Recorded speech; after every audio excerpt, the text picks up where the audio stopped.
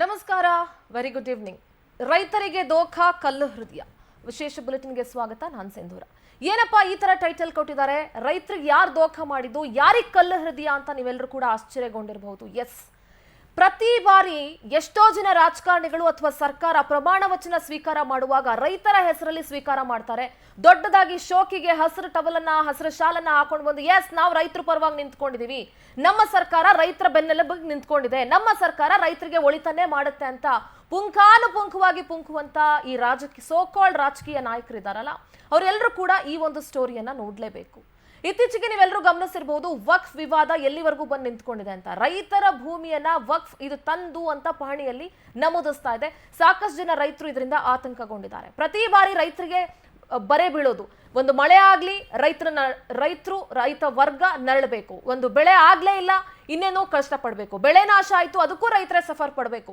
ಪೂಡಿಗಾಸನ್ನ ಕೊಟ್ಬಿಟ್ಟು ರೈತರನ್ನ ಸಮಾಧಾನ ಮಾಡ್ಬಿಡ್ತಾರೆ. ಏನೇ ಆದ್ರೂ ಮಳೆ ಬರ್ಲಿ ಮಳೆ ಬರದೇ ಇರ್ಲಿ ಬರ ಇರ್ಲಿ, ಪ್ರತಿ ಬಾರಿಯೂ ಕೂಡ ನಲುಗ್ತಾ ಇರೋದು ಅನ್ನದಾತ. ಯಾಕೆ ಇವತ್ತು ರೈತರ ಬಗ್ಗೆ ಇಷ್ಟೆಲ್ಲ ಮಾತನಾಡ್ತಾ ಇದ್ದೀನಿ ಅಂತ ಹೇಳಿದ್ರೆ, ನಾಡಿನ ರೈತರಿಗೆ, ಒಂದು ಭಾಗದ ರೈತರಿಗೆ ಎಷ್ಟೆಲ್ಲ ಅನ್ಯಾಯ ಆಗ್ತಾ ಇದೆ. ರೈತರ ಭೂಮಿಯನ್ನ ಕಿತ್ಕೊಂಡು ಏನ್ ಮಾಡ್ಲಿಕ್ಕೆ ಹೊರಟಿದ್ದಾರೆ ಇವರು ಅನ್ನೋದನ್ನ ಈ ಕಲ್ಲು ಹೃದಯದ ಅಮಾನವೀಯ ಘಟನೆಗಳು ಹೆಂಗೆ ನಡೀತಾ ಇದೆ, ಕಲ್ಲು ಹೃದಯದ ಮನುಷ್ಯರು, ಕಲ್ಲು ಹೃದಯದ ಅಧಿಕಾರಿಗಳು, ಸೋಕಾಲ್ಡ್ ಅಧಿಕಾರಿಗಳು, ಸೋಕಾಲ್ಡ್ ರಾಜಕಾರಣಿಗಳು ಏನೆಲ್ಲ ಮಾಡ್ತಾ ಇದ್ದಾರೆ ಅನ್ನೋದನ್ನ ಅಪ್ಡೇಟ್ಸ್ ನೀಡ್ತಾ ಹೋಗ್ತೀನಿ. ಈ ಸ್ಟೋರಿಯನ್ನ ನೀವೆಲ್ಲರೂ ನೋಡ್ಲೇಬೇಕು. ಪ್ರಮುಖವಾಗಿ ಕಂದಾಯ ಸಚಿವರು ನೋಡ್ಬೇಕು, ಗಣಿ ಮತ್ತು ಭೂ ವಿಜ್ಞಾನ ಸಚಿವರು ನೋಡಬೇಕು, ಮುಖ್ಯಮಂತ್ರಿಗಳು ನೋಡಬೇಕು ಈ ಸ್ಟೋರಿಯನ್ನ. ಬ್ರೇಕಿಂಗ್ ಅಪ್ಡೇಟ್ಸ್ ನೋಡ್ತಾ ಹೋಗೋಣ.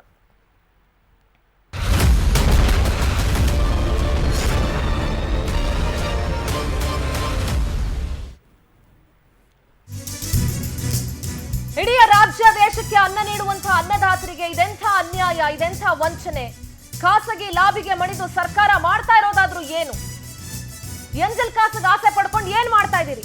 ಹಣವಂತರ ಒತ್ತಡಕ್ಕೆ ಮಣಿದು ರೈತರಿಗೆ ಮಹಾದೋಖ ಮಾಡೋದಕ್ಕೆ ಹೊರಟಿದ್ದೀರಲ್ಲ ನೀವೆಲ್ಲ ಮನುಷ್ಯರ. ಬೆಳೆ ಬೆಳೆಯೋದಕ್ಕೆ ಜಮೀನ್ ನೀಡಿ ಈಗ ಅದನ್ನ ಕಿತ್ಕೊಳ್ಳೋದಕ್ಕೆ ಪ್ರಯತ್ನ ಪಡಿಸ್ತಾ ಇದ್ದೀರಲ್ಲ, ನಾಳೆ ದಿವಸ ಹೊಟ್ಟೆಗೆ ಮಣ್ಣು ತಿಂತೀರಾ? ಪರೋಕ್ಷವಾಗಿ ರೈತರನ್ನ ಬೆದರಿಸಿ ಅಲ್ಲಿಂದ ಓಡಿಸುವಂತಹ ಪ್ರಯತ್ನ ನಡೀತಾ ಇದೆ. ರೈತರಿಗೆ ಇಷ್ಟೆಲ್ಲ ಅನ್ಯಾಯ ಆಗ್ತಾ ಇದ್ರು ಕೂಡ ಅಧಿಕಾರಿಗಳು ಮಾತ್ರ ಡೋಂಟ್ ಕೇರ್. ಅಯ್ಯೋ ನಮ್ಗೆ ಎಂಜಿಲ್ ಕಾಸು ಸಿಗ್ತಾ ಇದೆಯಪ್ಪ ಸಾಕು, ನಮ್ಗೆ ಅಷ್ಟ ಎಂಜಿಲ್ ಕಾಸು ಸಿಕ್ಕಿದ್ರೆ ಸಾಕು, ನಮ್ಮ ಜೀವನ ಚೆನ್ನಾಗಿದ್ರೆ ಸಾಕು ಅಂತ ಖಾಸಗಿ ಲಾಬಿಗೆ ಮಣಿದು ಸರ್ಕಾರ ಇಂಥ ಒಂದು ಕೃತ್ಯದಲ್ಲಿ ಭಾಗಿಯಾಗ್ತಾ ಇದೆಯಲ್ಲ. ಹಣವಂತರ ಒತ್ತಡಕ್ಕೆ ಮಣಿದು ರೈತರಿಗೆ ಮಹಾದೋಖ ಮಾಡ್ತಾ ಇದ್ದೀರಲ್ಲ. ಬೆಳೆ ಬೆಳೆಯೋದಕ್ಕೆ ಅಂತ ಜಮೀನನ್ನ ನೀಡಿ ಈಗ ಅದನ್ನ ಕಿತ್ಕೊಳ್ಳೋದಕ್ಕೆ ಪ್ರಯತ್ನ ಪಡ್ತಾ ಇದ್ದೀರಲ್ಲ. ನೆಕ್ಸ್ಟ್ ಏನ್ ಮಾಡ್ತೀರಿ? ಹೊಟ್ಟೆಗೆ ಅನ್ನ ತಿನ್ನೋ ಬದಲು ಮಣ್ಣು ತಿಂತೀರಾ ಭೂಮಿನ ಮಾರ್ಕೊಂಡು. ದೇವನಹಳ್ಳಿ ತಾಲೂಕು ಕುಂದಾಣ ಹೋಬಳಿಯ ತೈಲಗೆರೆ ಗ್ರಾಮ ಇದು. ನೋಡಿ, ಸ್ಟೋರಿನ ಇಂಚಿಂಚಾಗಿ ಹೇಳ್ತಾ ಹೋಗ್ತೀನಿ. ಸರ್ವೆ ನಂಬರ್ 110ರಲ್ಲಿ ಸಾಗುವಳಿ ಉದ್ದೇಶಕ್ಕೆ ಅಂತ ರೈತರಿಗೆ ಜಮೀನ್ ಮಂಜೂರಾಗುತ್ತೆ. ಆ ಸರ್ವೆ ನಂಬರ್ನ 135.20 ಎಕರೆ ಪ್ರದೇಶ ಸಾಗುವಳಿಗಾಗಿ ಬಳಕೆ ಮಾಡಲಾಗ್ತಾ ಇರುತ್ತೆ. ಸಾಗುವಳಿಗಾಗಿ ರೈತರಿಗೆ ಜಮೀನನ್ನ ಮಂಜೂರು ಮಾಡಿತ್ತು ಸರ್ಕಾರ. ಈಗೊಂದು 40 ವರ್ಷಗಳ ಹಿಂದೆ, ಕಳೆದ 40ಕ್ಕೂ ಹೆಚ್ಚು ವರ್ಷಗಳಿಂದ ಜಮೀನಿನಲ್ಲಿ ರೈತರು ವ್ಯವಸಾಯ ಮಾಡ್ಕೊಂಡು ಬರ್ತಾ ಇದ್ದಾರೆ.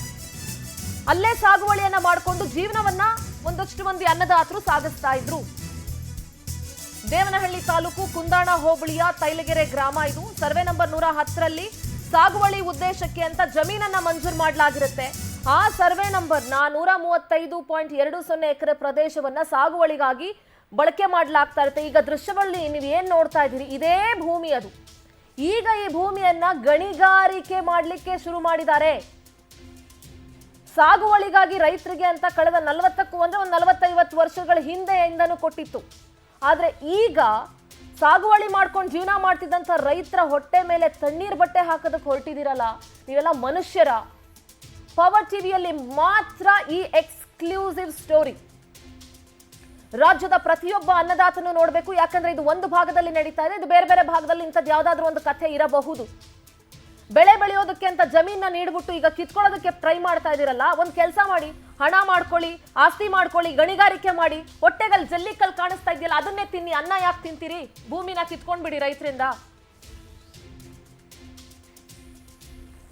ಕಲ್ಲು ಗಣಿಗಾರಿಕೆ ಮಾಡೋದಕ್ಕೆ ಹೊರಟಿದ್ದೀರಲ್ಲ, ಹೊಟ್ಟೆಗೆ ಅದನ್ನೇ ತಿನ್ನಿ, ಅನ್ನ ತಿನ್ನಬೇಡಿ.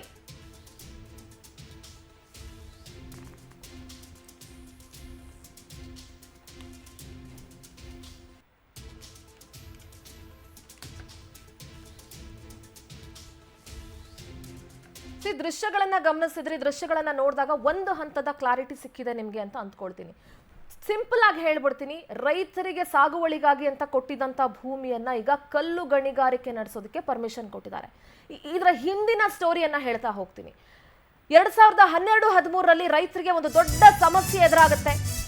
ಅಲ್ಲಿವರೆಗೂ ಎಲ್ಲವೂ ಕೂಡ ಚೆನ್ನಾಗಿತ್ತು. ಆದ್ರೆ 2012-13ರಿಂದ ರೈತರಿಗೆ ಅತಿ ದೊಡ್ಡ ಸಮಸ್ಯೆ ಎದುರಾಗುತ್ತೆ. ಆ ಸರ್ವೆ ನಂಬರ್ ನಲ್ಲಿ ಸರ್ಕಾರದಿಂದ ಗಣಿಗಾರಿಕೆಗೆ ಅವಕಾಶ ಮಾಡಿಕೊಡ್ಲಾಗುತ್ತೆ. ಆಗ ತಾನೇ ಕಾಂಗ್ರೆಸ್ ಸರ್ಕಾರ ಬಂದಿರುತ್ತೆ. ಸರ್ವೆ ನಂಬರ್ 110ರ 55 ಎಕರೆಯಲ್ಲಿ ಗಣಿಗಾರಿಕೆಗೆ ಪರ್ಮಿಷನ್ ಕೊಟ್ಬಿಡ್ತಾರೆ. ಯಾಕೆಂದ್ರೆ ಅಲ್ಲಿ ಒಂದು ದೊಡ್ಡ ಕಲ್ಬಂಡೆ ಇರುತ್ತೆ. ಅಲ್ಲಿ ಗಣಿಗಾರಿಕೆ ನಡೆಸೋದಕ್ಕೆ 16 ಗುತ್ತಿಗೆದಾರರು ಪರ್ಮಿಷನ್ ತಗೊಳ್ತಾರೆ, ಅಥವಾ 16 ಗುತ್ತಿಗೆದಾರರಿಗೆ ಪರ್ಮಿಷನ್ ಕೊಟ್ಬಿಡ್ತಾರೆ. ಕಳೆದ 12 ವರ್ಷಗಳಿಂದ ಆ ಗುತ್ತಿಗೆದಾರರು ಗಣಿಗಾರಿಕೆಯನ್ನ ನಡೆಸ್ತಾ ಇದ್ದಾರೆ. ಗಣಿಗಾರಿಕೆಯಿಂದ ಅಲ್ಲಿನ ರೈತರಿಗೆ ಸಮಸ್ಯೆ ಆಗ್ತಾ ಇದ್ರು ಕೂಡ ಈ ಭ್ರಷ್ಟ, ಈ ಅಸಹ್ಯದ ಅಧಿಕಾರಿಗಳು ಮಾತ್ರ ಡೋಂಟ್ ಕೇರ್ ಅಂತ ಇದ್ದಾರೆ. 2012-13ರಲ್ಲಿ ರೈತರಿಗೆ ಅತಿ ದೊಡ್ಡ ಸಮಸ್ಯೆ ಎದುರಾಗುತ್ತೆ. ಆ ಸರ್ವೆ ನಂಬರ್ನ, ಅಂದ್ರೆ ಸರ್ವೆ ನಂಬರ್ 110 ಏನಿರುತ್ತಲ್ಲ, ಅದರ 55 ಎಕರೆಯಲ್ಲಿ ಗಣಿಗಾರಿಕೆಗೆ 16 ಮಂದಿ ಗುತ್ತಿಗೆದಾರರಿಗೆ ಅಂದಿನ ಸರ್ಕಾರ ಪರ್ಮಿಷನ್ ಕೊಡುತ್ತೆ. ಕಳೆದ 14 ವರ್ಷಗಳಿಂದಲೂ ಕೂಡ ಅಲ್ಲಿ ಕಲ್ಲು ಗಣಿಗಾರಿಕೆಯನ್ನ ಮಾಡ್ತಾ ಬರ್ತಾ ಇದ್ದಾರೆ. ಇದರಿಂದ ರೈತರಿಗೆ ಇಷ್ಟೆಲ್ಲಾ ಸಮಸ್ಯೆ ಆಗ್ತಾ ಇದ್ರು ಕೂಡ ಜಸ್ಟ್ ಥಿಂಕ್ ಮಾಡ್ರಿ, ಪಕ್ಕದಲ್ಲೇ ಭೂಮಿ ಇದೆ, ಇಲ್ಲಿ ಗಣಿಗಾರಿಕೆ ಮಾಡ್ತಾ ಇದ್ದಾರೆ, ಎಷ್ಟು ಆರೋಗ್ಯದ ಮೇಲೆ ಎಫೆಕ್ಟ್ ಬಿದ್ದಿರಬಹುದು. ಗಣಿಗಾರಿಕೆಗೆ ಅನುಮತಿ ನೀಡೋದಕ್ಕೂ ಮುನ್ನ ಅಧಿಕಾರಿಗಳು ಕೇಸ್ ದಾಖಲಿಸ್ತಾರೆ ರೈತರ ಮೇಲೆ. ಆ ಪ್ರದೇಶದಲ್ಲಿ 135 ಎಕರೆಯನ್ನ ಹೊಂದಿದ್ದಂತ 37 ರೈತರ ಮೇಲೆ ಕೇಸ್ ಹಾಕ್ತಾರೆ.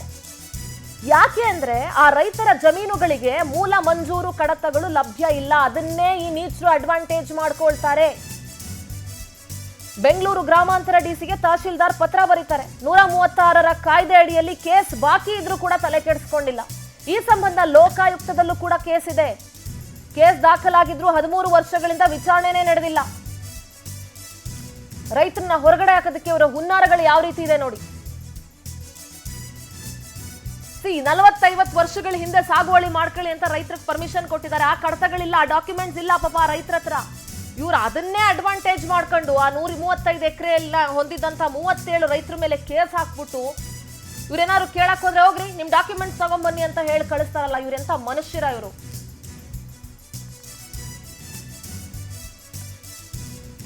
135 ಎಕರೆ ಹೊಂದಿದಂತ 37 ಮಂದಿ ರೈತರ ಮೇಲೆ ಕೇಸ್ ಹಾಕ್ತಾರೆ. ಆ ರೈತರ ಜಮೀನುಗಳಿಗೆ ಮೂಲ ಕಡತಗಳಿರೋದಿಲ್ಲ, ಅದನ್ನೇ ಅಡ್ವಾಂಟೇಜ್ ಮಾಡ್ಕೊಳ್ತಾರೆ. ರೈತರೇನಾದ್ರೂ ಕೇಳಕ್ ಹೋದ್ರೆ ನಮ್ ಭೂಮಿ ಸ್ವಾಮಿ ಅಂತ ಕೇಳಕ್ ಹೋದ್ರೆ ಹೌದಾ ಡಾಕ್ಯುಮೆಂಟ್ ಇದೆಯಾ ತಗೊಂಬನ್ನಿ, ಡಾಕ್ಯುಮೆಂಟ್ನ ವಿಚಾರಣೆ ಎದುರಿಸಿ, ಈ ರೀತಿ ಎಲ್ಲ ಕೂಡ ಮಾತನಾಡ್ತಾರೆ. ಎಲ್ಲಿಂದ ತಗೊಂಡ್ಬರ್ತಾರೆ? 40-50 ವರ್ಷದ ಹಿಂದೆ ಡಾಕ್ಯುಮೆಂಟೇ ಕೊಟ್ಟಿಲ್ಲ ಅವ್ರಿಗೆ, ಸಾಗುವಳಿ ಮಾಡ್ಕೊಳ್ಳಿ ಅಂತ ಬಿಟ್ಟಿದ್ದಂಥ ಭೂಮಿ ಅದು. 136ರ ಕಾಯ್ದೆ ಅಡಿಯಲ್ಲಿ ಕೇಸ್ ಬಾಕಿ ಇದ್ರೂ ಕೂಡ ತಲೆ ಕೆಡಿಸ್ಕೊಂಡಿಲ್ಲ. ಈ ಸಂಬಂಧ ಲೋಕಾಯುಕ್ತದಲ್ಲೂ ಕೂಡ ಕೇಸ್ ದಾಖಲಾಗಿದೆ. ಕಳೆದ 13 ವರ್ಷಗಳಿಂದ ವಿಚಾರಣೆ ಕೂಡ ನಡೆದಿಲ್ಲ. ಆ ಲ್ಯಾಂಡ್ ನೋಡ್ತಾ ಇದ್ದೀರಿ, ಆ 110 ಎಕರೆ ಲ್ಯಾಂಡ್ ಏನಿದೆಯಲ್ಲ, 135-110 ಎಕರೆ ಲ್ಯಾಂಡು, ಅದರಲ್ಲಿ ಒಂದು 55 ಎಕರೆ ಜಾಗದಲ್ಲಿ ಈ ರೀತಿ ಕಲ್ಲು ಭೂಮಿ ಇರುತ್ತೆ. ಅದನ್ನ ಕಲ್ಲು ಗಣಿಗಾರಿಕೆಗೆ ಅಂತ ಪರ್ಮಿಷನ್ ಕೊಟ್ಬಿಡ್ತಾರೆ. ಏನಕ್ಕೆ ಕೊಡ್ಬೋದು ಪರ್ಮಿಷನ್ನು? ಅದು ಲೀಗಲ್ ಅಲ್ಲ, ಇಲ್ಲೀಗಲ್. ಅದು ರೈತರ ಭೂಮಿ. ಅದನ್ನೀಗ ಬೇರೆ ಬೇರೆ ಕಡೆ ಅದನ್ನ ಸ್ಪ್ರೆಡ್ ಮಾಡಿ ಅಲ್ಲಿನ ರೈತರನ್ನ ಹೊರಗಡೆ ಹಾಕುವಂತ ಹುನ್ನಾರ ಇದು.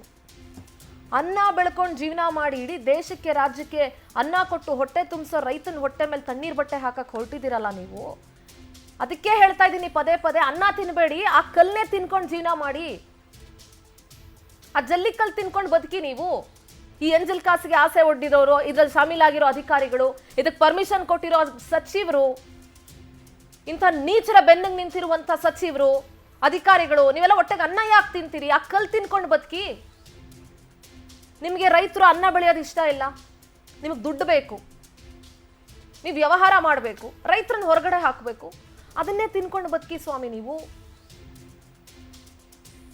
ಕಳೆದ 13 ವರ್ಷಗಳಿಂದ ವಿಚಾರಣೆ ನಡೆದಿಲ್ಲ. 1-2 ವರ್ಷ ಅಲ್ಲ, 13 ವರ್ಷದಿಂದ. ನೋಡಿ, ಡಾಕ್ಯುಮೆಂಟ್ ಅನ್ನ ಗಮನಿಸ್ತಾ ಇದ್ದೀರಾ ಅಂದ್ರೆ ಯಾವ ಡಾಕ್ಯುಮೆಂಟ್ ಇದು ಅಂತಂದ್ರೆ, ಡಿಸಿ ದೇವನಹಳ್ಳಿ ಡಿಸಿ ತಹಶೀಲ್ದಾರ್ ಪತ್ರ ಬರೀತಾರಲ್ಲ, ಆ ಒಂದು ಡಾಕ್ಯುಮೆಂಟ್ ಇದು. ಅಂದ್ರೆ 37 ಜನರ ಮೇಲೆ ಕೇಸ್ ಆಗುತ್ತಲ್ಲ, ಯಾವ 37 ಜನ ಅನ್ನೋದ್ರ ಬಗ್ಗೆ ಡಾಕ್ಯುಮೆಂಟ್ ಇದು. ಯಾರ್ಯಾರಿಗೆ ಎಷ್ಟೆಷ್ಟು ಮೇಲ್ಕಂಡ ಖಾತೆದಾರುಗಳಿಗೆ ಜಮೀನು ಮಂಜೂರಾಗಿರುವ ಬಗ್ಗೆ ಈ ಕಚೇರಿಯಲ್ಲಿ ಮೂಲ ಮಂಜೂರಿ ಕಡತಗಳು ಲಭ್ಯವಿರೋದಿಲ್ಲ. ಆದ್ದರಿಂದ ಈ ಖಾತೆದಾರರಿಗೆ ಕರ್ನಾಟಕ ಭೂ ಕಲಂ 136/3 ಅಡಿಯಲ್ಲಿ ಪ್ರಕರಣ ದಾಖಲಿಸಿ ವಿಚಾರಣೆ ಮಾಡುವುದರ ಮೂಲಕ ಕ್ರಮಕ್ಕಾಗಿ ತಮ್ಮ ಅವಗಾಹನೆಗೆ ಸಲ್ಲಿಸಿದೆ. ಅಂದ್ರೆ ಈ 37 ಜನ ರೈತರು ಏನಿದಾರಲ್ಲ, 135 ಎಕರೆಯನ್ನ ಹೊಂದಿದಂತ 37 ಜನ ರೈತರು, ಇದಕ್ಕೆ ಈ ರೈತರ ಭೂಮಿ, ಇದು ಇವ್ರಿಗೆ ಸೇರಿದಂತ ಭೂಮಿ ಅನ್ನೋದಕ್ಕೆ ಯಾವ ದಾಖಲೆಗಳು ಕೂಡ ಇಲ್ಲ. ಸೊ ನೀವು ಅದಕ್ಕೆ 136ರ ಕಾಯ್ದೆ ಅಡಿಯಲ್ಲಿ ಕೇಸ್ ದಾಖಲಿಸ್ಬಿಟ್ಟು ಆ ರೈತರ ಮುಂದೆ ಕ್ರಮ ತಗೊಳ್ಳಿ, ವಿಚಾರಣೆ ಮಾಡಿ. 13 ವರ್ಷ ಆದ್ರೂ ವಿಚಾರಣೆ ಯಾಕೆ ನಡೆದಿಲ್ಲ?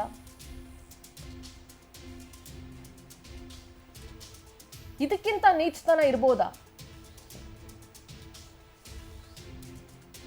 40 ವರ್ಷಗಳಿಗೂ ಹೆಚ್ಚು ಕಾಲ ಆ ಭೂಮಿಯಲ್ಲಿ ವ್ಯವಸಾಯ ಮಾಡ್ಕೊಂಡು ಬಂದಂತಹ ರೈತರನ್ನ ಹೊರಗಡೆ ಹಾಕ್ಬಿಟ್ಟು 2012-13ರಲ್ಲಿ ಗಣಿಗಾರಿಕೆಗೆ ಪರ್ಮಿಷನ್ ಕೊಡ್ತಲ್ಲ ಸರ್ಕಾರ, ಸರ್ವೆ ನಂಬರ್ 110ರ 55 ಎಕರೆ ಜಾಗದಲ್ಲಿ.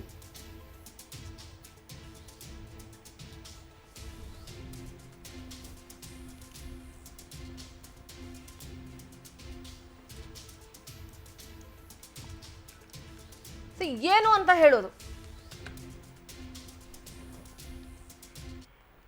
2024ರ ಮೇ ತಿಂಗಳಲ್ಲಿ ರೈತರೊಬ್ಬರ ಜಮೀನಿನ ಅರ್ಜಿ ಇತ್ಯರ್ಥ ಆಗುತ್ತೆ. 2024ರ ಮೇ ತಿಂಗಳಲ್ಲಿ ರೈತರೊಬ್ಬರ ಜಮೀನಿನ ಅರ್ಜಿ ಇತ್ಯರ್ಥ ಆಗುತ್ತೆ. ತೈಲಗೆರೆಯ ಸರ್ವೆ ನಂಬರ್ 110ರಲ್ಲಿ 4 ಎಕರೆ ಜಮೀನಿದೆ ಈ ರೈತರದ್ದು. ಈ ಜಮೀನಿಗೆ ಸಂಬಂಧಿಸಿದಂತೆ ಅರ್ಜಿಯನ್ನ ಡಿಸಿನೇ ಇತ್ಯರ್ಥಪಡಿಸಿದ್ದಾರೆ. ಎಸ್ ಅನಿಲ್ ಅನ್ನೋರ್ಗೆ ಸೇರಿದಂತ ಜಮೀನಿನ ಅರ್ಜಿ ಇತ್ಯರ್ಥ ಆಗುತ್ತೆ. ಅರ್ಜಿಯನ್ನ ಬೆಂಗಳೂರು ಗ್ರಾಮಾಂತರ ಡಿಸಿ ಶಿವಶಂಕರ್ ಅವರು ಇತ್ಯರ್ಥಪಡಿಸ್ತಾರೆ. ಜಮೀನಿನ ಎಲ್ಲಾ ದಾಖಲೆಗಳನ್ನ ಅನಿಲ್ ಅವರು ಹಾಜರುಪಡಿಸಿದ್ರು.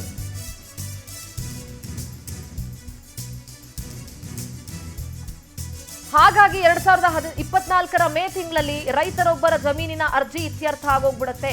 ತೈಲಗೆರೆಯ ಸರ್ವೆ ನಂಬರ್ 110ರಲ್ಲಿ 4 ಎಕರೆ ಜಮೀನಿದೆ ಎಸ್ ಅನಿಲ್ ಅವ್ರದ್ದು. ಆ ಅರ್ಜಿಯನ್ನ ಬೆಂಗಳೂರು ಗ್ರಾಮಾಂತರ ಡಿಸಿ ಶಿವಶಂಕರ್ ಅವರು ಇತ್ಯರ್ಥ ಮಾಡ್ತಾರೆ.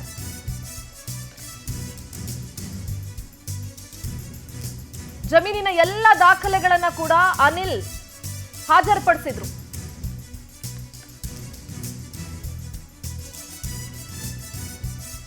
ಈಗ ಇತ್ಯರ್ಥ ಮಾಡಿದ್ರಲ್ಲ, ಬೆಂಗಳೂರು ಗ್ರಾಮಾಂತರ ಡಿಸಿ ಶಿವಶಂಕರ್ ಅವರು ಇತ್ಯರ್ಥ ಮಾಡಿದ್ರಲ್ಲ, ನೋಡಿ ಗಮನಿಸ್ತಾ ಇದ್ದೀರಿ. ಆ ಕ್ಲಿಯರೆನ್ಸ್ ಸರ್ಟಿಫಿಕೇಟ್ ಅಥವಾ ಕ್ಲಿಯರೆನ್ಸ್ ಪತ್ರವನ್ನ ನೋಡ್ತಾ ಇದ್ದೀರಿ. ಡಾಕ್ಟರ್ ಎನ್ ಶಿವಶಂಕರ್ IAS ಜಿಲ್ಲಾಧಿಕಾರಿ ಹಾಗೂ ಜಿಲ್ಲಾ ದಂಡಾಧಿಕಾರಿ ಬೆಂಗಳೂರು ಗ್ರಾಮಾಂತರ ಜಿಲ್ಲೆ. ನೋಡಿ ಆ ಪತ್ರವನ್ನ ನೋಡ್ತಾ ಇದ್ದೀರಿ. ದೇವನಹಳ್ಳಿ ತಾಲೂಕು ತಹಶೀಲ್ದಾರರು ತಮ್ಮ ಪತ್ರ ಸೋ ಮೂಲಕ ದೇವನಹಳ್ಳಿ ತಾಲೂಕು ಕುಂದಾಣ ಹೋಬಳಿ ಸರ್ವೆ ನಂಬರ್ 110ರ ಗೋಮಾಳ ಜಮೀನನ್ನ ಪ್ರಸ್ತುತ ಪ್ರತಿವಾದಿಗಳು ಹಾಗೂ ಇತರರು ಹೀಗೆ ಒಟ್ಟು 37 ಜನರು ಸ್ವಾಧೀನ ಹೊಂದಿ ತಮ್ಮ ಹೆಸರಿನಲ್ಲಿ ಕಂದಾಯ ದಾಖಲಾತಿಗಳನ್ನ ಮಾಡಿಕೊಂಡಿದ್ದು ಸದರಿ ಜಮೀನು ಮಂಜೂರಾಗಿರುವ ಬಗ್ಗೆ ತಮ್ಮ ಕಚೇರಿಯಲ್ಲಿ ಯಾವುದೇ ಮಂಜೂರು ಕಡತಗಳು ಲಭ್ಯವಿಲ್ಲದಿರೋದ್ರಿಂದ ಅವರ ವಿರುದ್ಧ ಕರ್ನಾಟಕ ಭೂ ಕಂದಾಯ ಕಾಯ್ದೆ ಕಲಂ 136/3ರ ಪ್ರಕಾರ ಪ್ರಕರಣ ದಾಖಲಿಸಿಕೊಂಡು ಕ್ರಮ ಕೈಗೊಳ್ಳಬೇಕು ಅಂತ ಕೋರಿಕೆ ಮುಂದಿಟ್ಟಿದ್ದ ಕಾರಣ ಪ್ರಸ್ತುತ ಸ್ವಯಂ ಪ್ರೇರಿತ ಪುನರ್ ಪರಿಶೀಲನಾ ಪ್ರಕರಣವನ್ನು ದಾಖಲಿಸಿಕೊಂಡು ವಿಚಾರಣೆ ನಡೆಸಲಾಗಿದೆ. ಪ್ರಕರಣದ ನೋಟಿಸ್ ಅನ್ನ ಪ್ರತಿವಾದಿಗಳಿಗೆ ನೀಡಲಾಗಿ ಅವರುಗಳು ತಮ್ಮ ವಕೀಲರ ಮೂಲಕ ಹಾಜರಾಗಿ ತಮ್ಮ ಆಕ್ಷೇಪಣಾ ಪತ್ರವನ್ನ, ಲಿಖಿತ ವಾದವನ್ನ ಹಾಗೂ ಹಲವಾರು ದಾಖಲಾತಿಗಳನ್ನ ಹಾಜರಿಸಿ ಸದರಿ ಸರ್ವೆ ನಂಬರ್ 110ರಲ್ಲಿ 4 ಎಕರೆ ಜಮೀನನ್ನ ಪ್ರಸ್ತುತ ಪ್ರಕರಣದ ವಿವಾದಿತ ಜಮೀನನ್ನ ಸರ್ಕಾರವು 1941-42ನೇ ಸಾಲಿನಲ್ಲಿ ಆದೇಶ ಸಂಖ್ಯೆ 6593/RM65/4 ದಿನಾಂಕ 11/4/1942ರ ಪ್ರಕಾರ ಶ್ರೀ ರಾಮಯ್ಯ ಬಿನ್ ಹನುಮಪ್ಪ ಅವರಿಗೆ ಮಂಜೂರು ಮಾಡಿ ಹಂಗಾಮಿ ಸಾಗುವಳಿ ಚೀಟಿಯನ್ನು ನೀಡಿದ್ದು ಸದರಿ ಮಂಜೂರಾತಿಯನ್ನ ಸರ್ಕಾರದಿಂದ ಆದೇಶ ಸಂಖ್ಯೆ ಸ್ಪೆಷಲ್ ಅದೆಲ್ಲವನ್ನ ಕೂಡ ಡೀಟೇಲ್ ಆಗಿ ಬರೆದು ಇದನ್ನ ಇತ್ಯರ್ಥ ಮಾಡಿದ್ರು ಬೆಂಗಳೂರು ಗ್ರಾಮಾಂತರ ಡಿಸಿ ಶಿವಶಂಕರ್. ಆ ಕ್ಲಿಯರೆನ್ಸ್ ಸರ್ಟಿಫಿಕೇಟ್ ಅನ್ನ ಕೂಡ ಕೊಟ್ಟಿದ್ದಾರೆ. ಬಿಕಾಸ್ ಅನಿಲ್ ಅನ್ನೋರು ಎಲ್ಲ ದಾಖಲೆಗಳನ್ನ ನೀಡಿದ್ರು.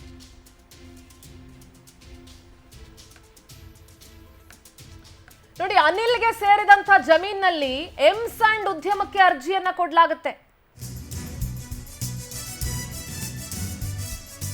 ಅಷ್ಟು ಜನ ರೈತರಲ್ಲಿ ಅನಿಲ್ ಕೂಡ ಒಬ್ರು ರೈತರು. ಅವರಿಗೆ ಸೇರಿದಂತ ಜಮೀನಲ್ಲಿ ಎಂಸ್ಯಾಂಡ್ ಉದ್ಯಮಕ್ಕೆ ಅರ್ಜಿ ಕೊಡ್ತಾರೆ, ಮಂಜುನಾಥ ಸ್ಟೋನ್ ಕ್ರಷರ್ ಕಂಪನಿ. ಆದ್ರೆ ತಮ್ಮ ಜಮೀನಲ್ಲಿ ಗಣಿಗಾರಿಕೆ ಮಾಡೋದಕ್ಕೆ ಅನಿಲ್ ವಿರೋಧ ಮಾಡ್ತಾರೆ. ನನ್ನ ಇಷ್ಟ ರೀ, ನನ್ನ ಜಮೀನು, ನಾನು ಪರ್ಮಿಷನ್ ಕೊಡೋದು ಬಿಡೋದು ನನಗೆ ಬಿಟ್ಟಿರೋದು, ಸೊ ಅವ್ರಿಗೆ ಇಷ್ಟ ಇಲ್ಲ ಕೊಡಕ್ಕೆ. ಈ ಸಂಬಂಧ ಅರ್ಜಿಗಳಿಗೆ ತಕರಾರನ್ನ ಸಲ್ಲಿಸ್ತಾನೆ ಬರ್ತಾರೆ ಅನಿಲ್.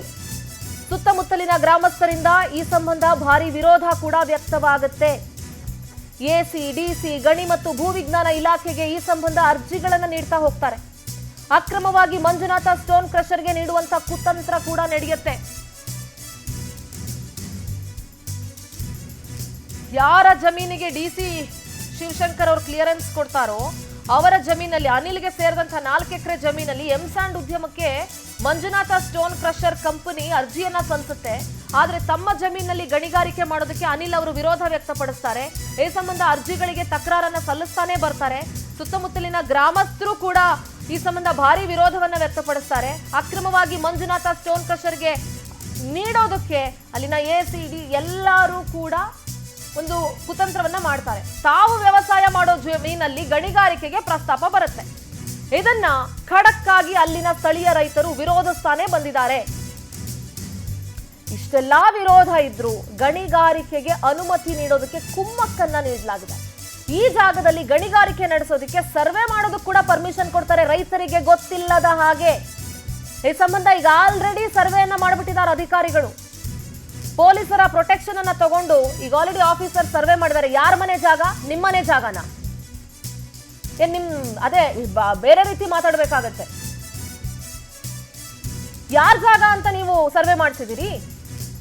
ರೈತರು ವಿರೋಧಿಸ್ತಾನೆ ಬಂದಿದ್ದಾರೆ ಖಡಕ್ ಆಗಿ. ನಮ್ಮ ಭೂಮಿಯನ್ನ ನಾವು ಗಣಿಗಾರಿಕೆ ಮಾಡೋದಕ್ಕೆ ಕೊಡಲ್ಲ ಅಂತ. ಇಷ್ಟೆಲ್ಲ ವಿರೋಧ ಇದ್ರೂ ಕೂಡ ಗಣಿಗಾರಿಕೆಗೆ ಅನುಮತಿ ನೀಡೋದು ಕುಮ್ಮಕ್ ಕೊಟ್ಕೊಂಡು ಪೊಲೀಸರ ಪ್ರೊಟೆಕ್ಷನ್ ತಗೊಂಡು ಸರ್ವೆನೂ ಮಾಡಿಸ್ಬಿಡ್ತಾರೆ ಅಧಿಕಾರಿಗಳು. ಯಾರ ಮನೆ ಜಾಗ ಅಂತ ಮಾಡಿದ್ರಿ?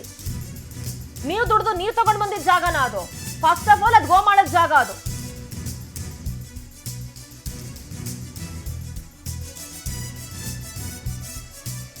ನೋಡಿ, ಪೊಲೀಸರ ರಕ್ಷಣೆಯನ್ನ ತೆಗೆದುಕೊಂಡು ಅಧಿಕಾರಿಗಳು ಸರ್ವೆಯನ್ನ ಮಾಡಿಸ್ಬಿಡ್ತಾರೆ. ನೋಡಿ, ಇದು ರೈತರು ಹೈಕೋರ್ಟ್ಗೆ ಕೇಸ್ ಹಾಕಿರೋದು, ಕೇಸ್ ಫೈಲ್ ಮಾಡಿರೋದು. ತಾವು ವ್ಯವಸಾಯ ಮಾಡೋ ಜಮೀನಲ್ಲಿ ಗಣಿಗಾರಿಕೆ ಮಾಡಬೇಕು ಅನ್ನೋ ಪ್ರಸ್ತಾಪ ಯಾವಾಗ ಬರುತ್ತೆ ಆಗ ರೈತರು ನಮ್ಗೆ ಇಷ್ಟ ಇಲ್ಲ, ನಮ್ಮ ವಿರೋಧ ಇದೆ ಅಂತ ಹೈಕೋರ್ಟ್ನಲ್ಲಿ ಕೇಸ್ ಕೂಡ ಹಾಕ್ತಾರೆ. ಇಷ್ಟೆಲ್ಲ ವಿರೋಧ ಇದ್ರು ಗಣಿಗಾರಿಕೆಗೆ ಅನುಮತಿ ಕೊಡಬೇಕು ಅಂತ ಕುಮ್ಮಕ್ಕನ್ನ ರೂಪಿಸ್ಬಿಟ್ಟು ಆ ಜಾಗದಲ್ಲಿ ಗಣಿಗಾರಿಕೆ ಮಾಡೋದಕ್ಕೆ ಸರ್ವೆ ಕೂಡ ಮಾಡಿಸ್ಬಿಟ್ಟು ರೈತರಿಗೆ ಗೊತ್ತಿಲ್ಲದಿರೋ ಹಾಗೆ ಪೊಲೀಸರು ಪ್ರೊಟೆಕ್ಷನ್ ತಗೊಂಡು ಇದು ರೈತರು ಕಂಪ್ಲೇಂಟ್ ಅಂದ್ರೆ ರೈತರು ಕೇಸ್ ಫೈಲ್ ಮಾಡಿರೋದು ಹೈಕೋರ್ಟ್ನಲ್ಲಿ ಈಗಲೂ ಈ ಕೇಸ್ ಇದೆ. ನೋಡಿ, ಸರ್ವೆ ಮಾಡಿರುವಂತದ್ದು ಪೊಲೀಸ್ ಪ್ರೊಟೆಕ್ಷನ್ ಅನ್ನ ತಗೊಂಡು ರೈತರಿಗೆ ಹೆದರಿಸಿ ಬೆದರಿಸಿ ರೈತರನ್ನ ಮೂಲೆ ಗುಂಪು ಮಾಡಿ ಪೊಲೀಸ್ ಪ್ರೊಟೆಕ್ಷನ್ ತಗೊಂಡು ಸರ್ವೆ ಮಾಡಿಸಿರೋದು ಆಫೀಸರ್ಸ್.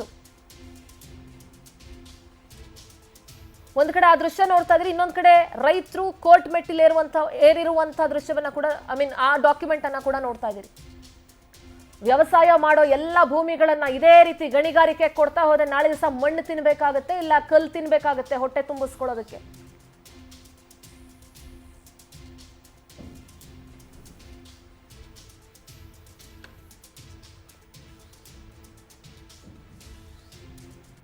ನೋಡಿ, ರೈತರು ಭೂಮಿ 40-50 ವರ್ಷಗಳ ಹಿಂದೆ ರೈತರಿಗೆ ಸಾಗುವಳಿ ಮಾಡ್ಕೊಂಡು ಜೀವನ ಮಾಡಿ ಅಂತ ಭೂಮಿ ಕೊಟ್ಟಿರ್ತಾರೆ.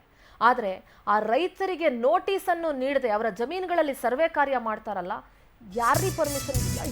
ರೈತರಿಗಾದ್ರೆ ಅವ್ರ ಭೂಮಿನ ಅವ್ರದ್ದು ಅಂತ ಹೇಳ್ಕೊಳಕ್ಕೂ ನೆಮ್ಮದಿ ಇಲ್ಲ, ಪರ್ಮಿಷನ್ ಇಲ್ಲ. ರೈತರು ಭೂಮಿನ ನೀವು ಆರಾಮಾಗಿ ಸರ್ವೆ ಮಾಡಿಸ್ಬೋದು.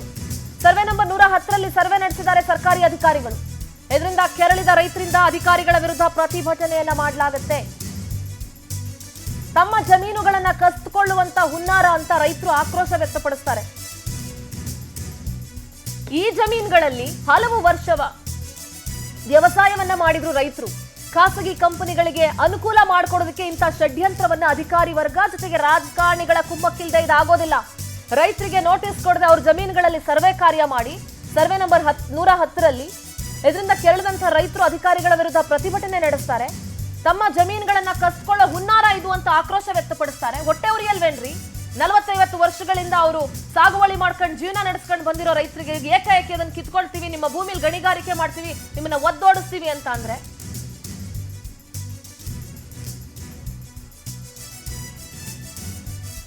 ಖಾಸಗಿ ಕಂಪನಿಗಳಿಗೆ ಅನುಕೂಲ ಮಾಡಿಕೊಡ್ಬೇಕು ಅನ್ನುವಂಥ ನಿಮ್ಮ ಧೋರಣೆ ಇದೆಯಲ್ಲ, ಬಹುತೇಕ ಅಧಿಕಾರಿಗಳು, ನಾನು ಎಲ್ಲರೂ ಅಂತ ಹೇಳ್ತಾ ಇಲ್ಲ, ಬಹುತೇಕ ಅಧಿಕಾರಿಗಳು ಎಂಜಲ ಕಾಸು ಅಂತಾನೆ ಹೇಳ್ತೀನಿ ನಾನು. ಅದಕ್ಕೋಸ್ಕರ ಖಾಸಗಿ ಕಂಪನಿಗಳಿಗೆ ಅನುಕೂಲ ಮಾಡಿಕೊಡ್ಬೇಕು ಅಂತ ರಾಜ್ಯದ ರೈತರನ್ನ ನೀವು ಈ ರೀತಿ ನಡೆಸ್ಕೊಳ್ತೀರಲ್ಲ. ಇನ್ನು 2016-17ರಲ್ಲಿ ಮಂಜುನಾಥ ಸ್ಟೋನ್ ಕ್ರಷರ್ ಅವರಿಂದ ಅರ್ಜಿಯನ್ನ ನೀಡಲಾಗುತ್ತೆ. ಈ ಜಾಗದಲ್ಲಿ ಎಂಸ್ಯಾಂಡ್ ಉದ್ಯಮಕ್ಕೆ ಸರ್ಕಾರಕ್ಕೆ ಅರ್ಜಿ ಸಲ್ಲಿಸ್ತಾರೆ, ಹುಡುಕ್ತಾ ಇರ್ತಾರೆ ಇಂಥ ಭೂಮಿ ಎಲ್ಲಿರುತ್ತೆ ಅಂತ. ಆದ್ರೆ ಮಂಜುನಾಥ ಸ್ಟೋನ್ ಕ್ರಷರ್ಗೆ ಅನುಮತಿ ನೀಡೋದಕ್ಕೆ ವಿರೋಧ ವ್ಯಕ್ತವಾಗುತ್ತೆ. ನೂರಾರು ಸ್ಥಳೀಯರು ವಿರೋಧ ವ್ಯಕ್ತಪಡಿಸ್ತಾರೆ, ಅವ್ರಿಗೆ ಕೊಡಬಾರ್ದು ನೀವು ಅಂತ. ಗೋಮಾಳದಲ್ಲಿ ಜಾಗ ಮಂಜೂರಾಗಿ ಯಾರ್ಯಾರಿಗೆ ಗೋಮಾಳದಲ್ಲಿ ಜಾಗ ಮಂಜೂರಾಗಿರುತ್ತಲ್ಲ ಅವರು ಕೂಡ ತಕರಾರು ಸಲ್ಲಿಸ್ತಾರೆ. ಕಳೆದ 8 ವರ್ಷಗಳಿಂದ ಸರ್ಕಾರ ಅನುಮತಿ ನೀಡಿರಲಿಲ್ಲ. ಆದರೆ 2024ರಲ್ಲಿ ಇದ್ದಕ್ಕಿದ್ದಂತೆ ಮಂಜುನಾಥ ಕ್ರಷರ್ಗೆ ಅನುಮತಿಯನ್ನ ಕೊಟ್ಬಿಡ್ತಾರೆ. 2016-17ನಲ್ಲಿ ಮಂಜುನಾಥ ಸ್ಟೋನ್ ಕ್ರಷರ್ ಅವರು ಅರ್ಜಿ ಸಲ್ಲಿಸ್ತಾರೆ ಸರ್ಕಾರಕ್ಕೆ. ಈ ಜಾಗದಲ್ಲಿ ಎಂಸ್ಯಾಂಡ್ ಬಿಸ್ನೆಸ್ ಮಾಡ್ಬೇಕು, ನಾವು ಉದ್ಯಮ ಮಾಡ್ಬೇಕು, ನಮಗೆ ಪರ್ಮಿಷನ್ ಕೊಡಿ ಅಂತ. ಆದ್ರೆ ಅಲ್ಲಿನ ಸ್ಥಳೀಯರು ಸಾಕಷ್ಟು ವಿರೋಧ ವ್ಯಕ್ತಪಡಿಸ್ತಾರೆ. ಜೊತೆಗೆ ಗೋಮಾಳದಲ್ಲಿ ಜಾಗ ಮಂಜೂರಾಗಿರುತ್ತಲ್ಲ ಅವ್ರುಗಳು ಕೂಡ ತಕರಾರನ್ನ ಎತ್ತುತ್ತಾರೆ. ಕಳೆದ 8 ವರ್ಷಗಳಿಂದ ಸರ್ಕಾರ ಪರ್ಮಿಷನ್ ಕೊಟ್ಟಿರಲಿಲ್ಲ. ಆದ್ರೆ 2024ರಲ್ಲಿ ಇದ್ದಕ್ಕಿದ್ದಂತೆ ಮಂಜುನಾಥ ಕ್ರಷರ್ಗೆ ಪರ್ಮಿಷನ್ ಕೊಡ್ತಾರೆ ಎಂಸ್ಯಾಂಡ್ ಉದ್ಯಮ ಮಾಡಿ ಅಂತ. ರೈತರ ವಿರೋಧ ಇರಬೇಕಾದ್ರೆ ಹೆಂಗೆ ಕೊಟ್ರಿ ನೀವು ಪರ್ಮಿಷನ್? 8 ವರ್ಷಗಳಿಂದ ಇಲ್ದಿರೋ ಪರ್ಮಿಷನ್ ಈಗ ಹೆಂಗ್ ಕೊಟ್ರಿ? ಸ್ಥಳೀಯ MP ಗೊತ್ತಿಲ್ವಾ? ಸ್ಥಳೀಯ ಮಿನಿಸ್ಟರ್ ಗೊತ್ತಿಲ್ವಾ? ಸ್ಥಳೀಯ MLA ಗೊತ್ತಿಲ್ವಾ? ದೊಡ್ಡವ್ರ ಗಮನಕ್ಕೆ ಬರ್ದಲ್ಲೇ ಇದೆಲ್ಲ ಮಾಡ್ತಾರ ಅಧಿಕಾರಿಗಳು.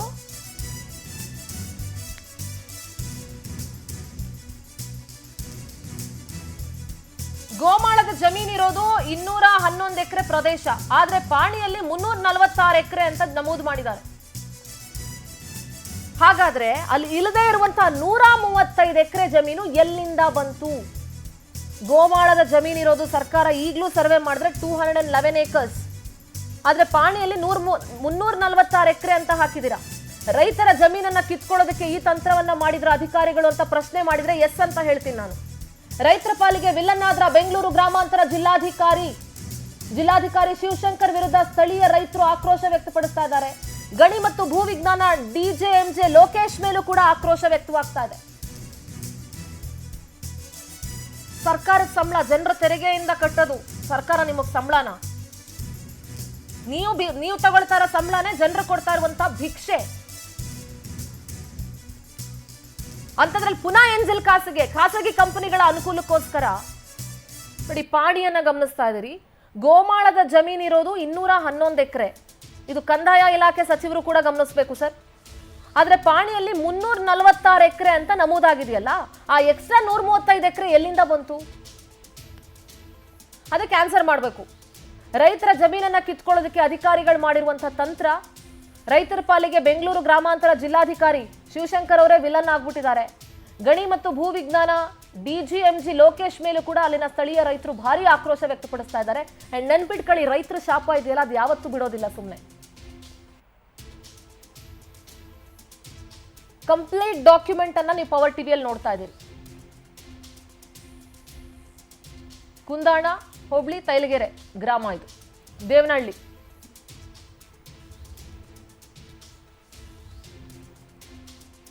ಒಂದಲ್ಲ ಒಂದ್ ರೀತಿಗೆ ನಿಮ್ಗೆ ರೈತರೇ ಸಿಗೋದಲ್ವಾ ಭೂಮಿ ಕಿತ್ಕೊಳ್ಳಕ್ಕೆ? ತಿಳುವಳಿಕೆ ಪತ್ರವನ್ನ ನೋಡ್ತಾ ಇದ್ದೀರಿ. 211 ಎಕರೆ ಪ್ರದೇಶದಲ್ಲಿರುವಂತಹ ಗೋಮಾಳ ಜಮೀನನ್ನ ಪಾಣಿಯಲ್ಲಿ 346 ಎಕರೆ ಅಂತ ಹಾಕಿ 135 ಎಕರೆ ಎಲ್ಲಿಂದ ತಂದ್ರಿ? ಎಲ್ಲಿಂದ ಬಂತು? 2016-17ರಲ್ಲಿ ಮಂಜುನಾಥ ಸ್ಟೋನ್ ಕ್ರಷರ್ ಅವರು ಅರ್ಜಿ ಸಲ್ಲಿಸಿದ್ರು ಕೂಡ ಸ್ಯಾಂಕ್ಷನ್ ಆಗದೆ ಇದ್ದಿದ್ದು 2024 ಅಲ್ಲಿ ಇದ್ದಕ್ಕಿದ್ದಂಗೆ ಹೆಂಗ್ ಸ್ಯಾಂಕ್ಷನ್ ಆಯ್ತು?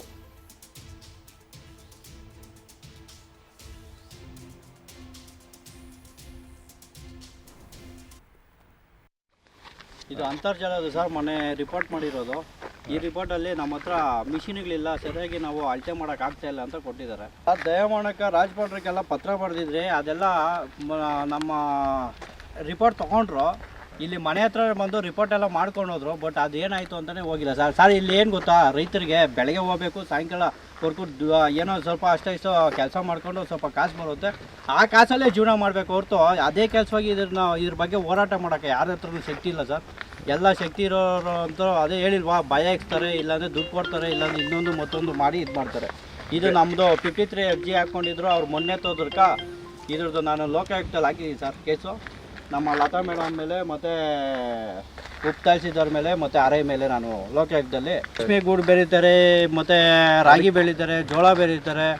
ಸರ್ ಅದಕ್ಕೆಲ್ಲ ಧೂಳು ಬೀಳುತ್ತೆ. ಧೂಳು ಬಿದ್ದರೆ ಅದು ರೇಷ್ಮೆ ಗೂಡು ಆಗಲ್ಲ ಸರ್, ಹುಳ ತಿಂದರೆ ಆಗಲ್ಲ. ಹಸುಗಳಿಗೆ ನಮ್ಮೂರಲ್ಲಿ ಬೇಕಾದರೆ ನೀವು ಹೋಗಿ ರಿಪೋರ್ಟ್ ಮಾಡ್ಕೊಳ್ಳಿ, ಯಾರ್ದು 7 ಕೋರ್ಸು 7 ಸೆಟ್ ಆಗ್ತಾ ಇಲ್ಲ. ಇದು ಅಂತರ್ಜಾಲದ ಸರ್, ಮೊನ್ನೆ ರಿಪೋರ್ಟ್ ಮಾಡಿರೋದು. ಈ ರಿಪೋರ್ಟಲ್ಲಿ ನಮ್ಮ ಹತ್ರ ಮಿಷಿನ್ಗಳಿಲ್ಲ, ಸರಿಯಾಗಿ ನಾವು ಅಳತೆ ಮಾಡೋಕ್ಕಾಗ್ತಾ ಇಲ್ಲ ಅಂತ ಕೊಟ್ಟಿದ್ದಾರೆ. ದಯಮಾಡಕ್ಕೆ ರಾಜ್ಪಾಟ್ರಿಗೆಲ್ಲ ಪತ್ರ ಬರೆದಿದ್ರೆ ಅದೆಲ್ಲ ನಮ್ಮ ರಿಪೋರ್ಟ್ ತೊಗೊಂಡ್ರು.